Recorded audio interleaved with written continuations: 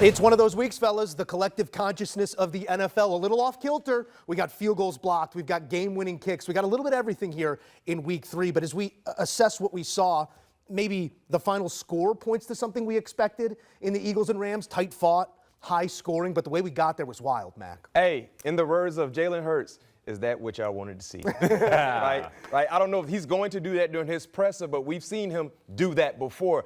And yes, they needed to get punched in the mouth. They needed to get punched in the stomach because they were kind of just cautiously going through the moments of this ball game in the second half. And when they finally got behind, something clicked where the offense, in terms of the passing game, it came alive. A.J. Brown threw down the book and started making big-time plays. Smitty, everyone was showing up to the party, and it started with their point guard, and not Allen Iverson, but Jalen Hurts. I mean, Ben, you talked about the stat. How many yards did he have in the first half? 18 yards or something? 18. He finished with 226. Totally different team. 3 touchdowns. And in a day in which Saquon Barkley was a pedestrian to his level, 46 yards, he averaged 2.6 yards per carry. That's not Saquon Barkley-ish. But guess what showed up, was Jalen Hurts, and we cannot forget about the special teams unit. You showed that game-winning block, but they also had an earlier block in the second half as well. I don't know if it was Jordan Davis who blocked that one, but they had 2 blocked makeable field goals that led to this win. Ben, I think what we're talking about here is adjustments within the game. The Eagles doing it at a championship level, just like they carry themselves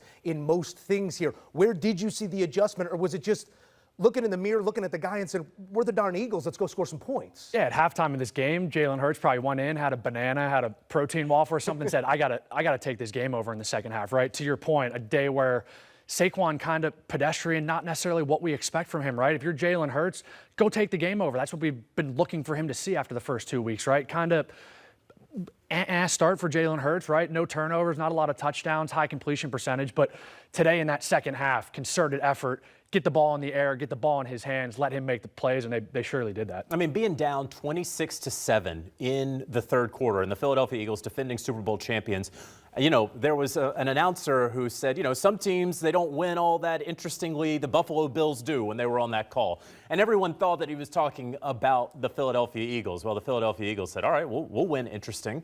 We'll do it for you right here. This is one of the better comebacks that we're going to see in an early NFL season.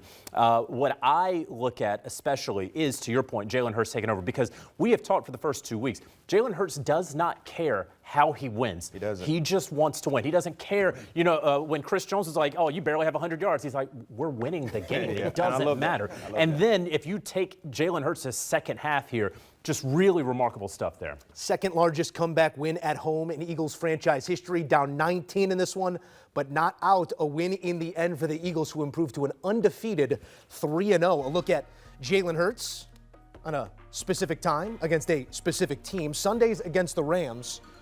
It's 20 points here in the second half, 17-24. We had questions of when this passing game would come to life. Well, there's your answer, a win at home against the Rams.